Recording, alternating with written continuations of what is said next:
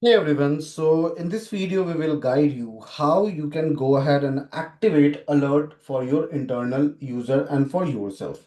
So on Transact we have brought the feature of alert on email and WhatsApp. Let me show you from where you can access that and how you can activate it. So first of all, you need to click on all modules and then go to settings module. Now after going to settings module, please check. Here you will get an option of alert and preferences. Please click on this.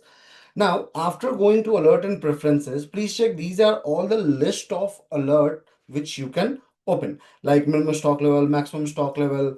After that, pending FG testing. Suppose if any FG is marked as manufactured, and after that the testing is pending. So in that case, you will get an alert.